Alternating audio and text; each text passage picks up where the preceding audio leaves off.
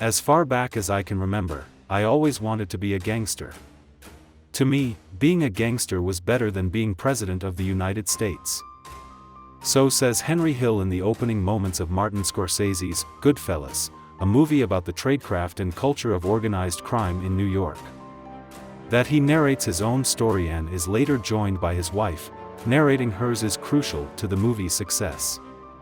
This is not an outsider's view, but a point-of-view movie based on nostalgia for the lifestyle. They were blue-collar guys, Hill's wife explains. The only way they could make extra money, real extra money, was to go out and cut a few corners. Their power was intoxicating. If we wanted something, we just took it, Henry says. If anyone complained twice they got hit so bad, believe me, they never complained again. At the end of the film, Henry, Ray Liotta, still misses the old days. His money is gone, most of his friends are dead, and his best friend was preparing to kill him, but after he finds safety in the Federal Witness Protection Program, he still complains. We were treated like movie stars with muscle, he remembers. Today, everything is different. There's no action.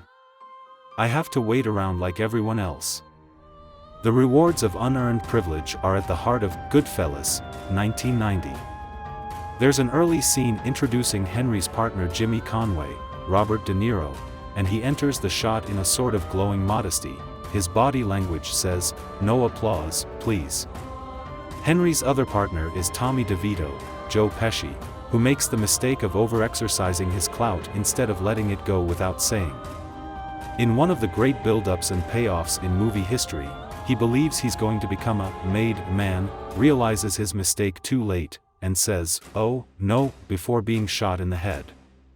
He never learned to relax and enjoy his privileges. He always had to push things.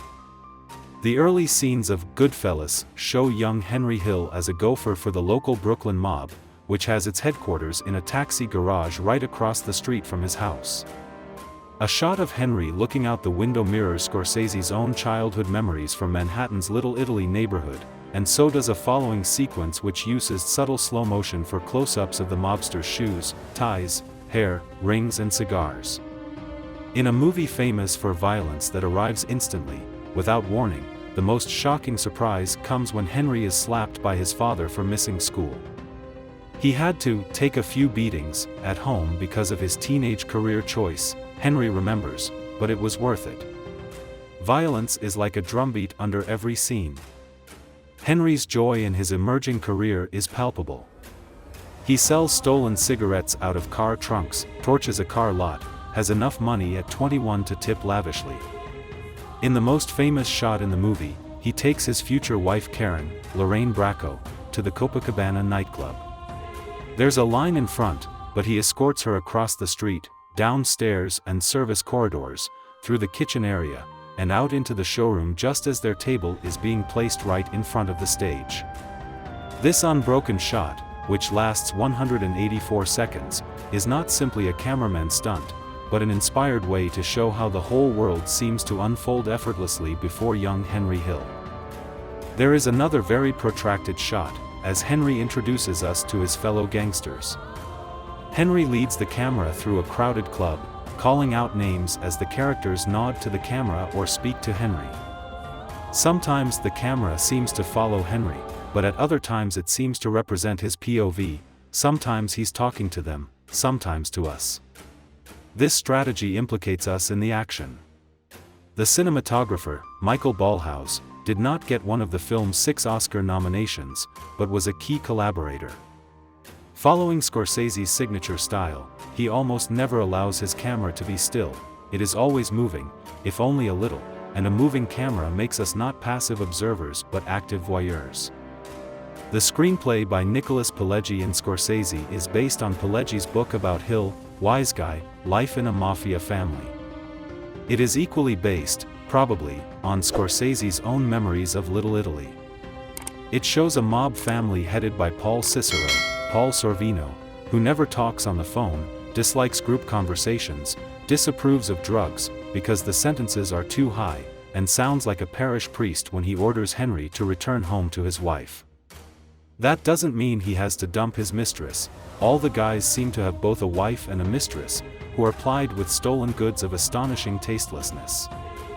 GoodFellas is unusual in giving good screen time to the women, who are usually unseen in gangster movies. Karen Hill narrates her own side of the story, confessing that she was attracted to Henry's clout and fame. After she tells Henry the guy across the street tried to hit on her, Henry pistol whips him and then gives her the gun to hide. She tells us, "I know there are women, like my best friends, who would have gotten out of there the minute their boyfriend gave them a gun to hide. But I didn't. I got to admit the truth. It turned me on." It is reasonable to suggest that The Sopranos finds its origin in the narrations in GoodFellas, especially Karen's. Underlying the violence is a story of economic ambition. Henry and Karen come from backgrounds that could not easily lead to Cadillacs, vacations in Vegas and fur coats, and she justifies what he has to do to pay for the lifestyle. None of it seemed like crimes. It was more like Henry was enterprising and that he and the guys were making a few bucks hustling, while the other guys were sitting on their asses waiting for handouts. The story arc follows Henry's movement up into the mob and then down into prison sentences and ultimate betrayal. At first the mob seems like an opening up of his life, but later, after he starts selling drugs, there is a claustrophobic closing in. The camera style in the earlier scenes celebrates his power and influence with expansive ease. At the end, in a frantic sequence concentrated in a single day, the style becomes hurried and choppy as he races frantically around the neighborhood on family and criminal missions while a helicopter always seems to hover overhead. What Scorsese does above all else is share his enthusiasm for the material. The film has the headlong momentum of a storyteller who knows he has a good one to share. Scorsese's camera caresses these guys, pays attention to the shines on their shoes and the cut of their clothes.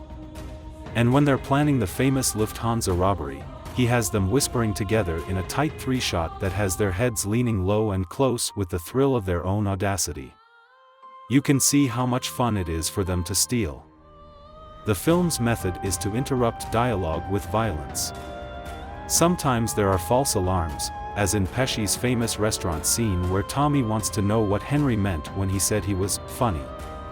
Other moments well up suddenly out of the very mob culture, the way Tommy shoots the kid in the foot and later murders him. The way kidding around in a bar leads to a man being savagely beaten. The way the violence penetrates the daily lives of the characters is always insisted on. Tommy, Henry and Jimmy, with a body in their trunk, stop at Tommy's mother's house to get a knife, and she insists they sit down at 3 a.m. for a meal. Scorsese seems so much in command of his gift in this film. It was defeated for the Best Picture Oscar by Dances with Wolves, but in November 2002 a poll by Sight and Sound magazine named it the fourth best film of the past 25 years, after Coppola's Apocalypse Now, Scorsese's Raging Bull, and Bergman's Fanny and Alexander. It is an indictment of organized crime, but it doesn't stand outside in a superior moralistic position. It explains crime's appeal for a hungry young man who has learned from childhood beatings not to hate power, but to envy it. When Henry Hill talks to us at the opening of the film, he sounds like a kid in love. To me, it meant being somebody in a neighborhood that was full of nobodies. They weren't like anybody else. I mean, they did whatever they wanted. They double parked in front of a hydrant and nobody ever gave them a ticket. In the summer when they played cards all night, nobody ever called the cops.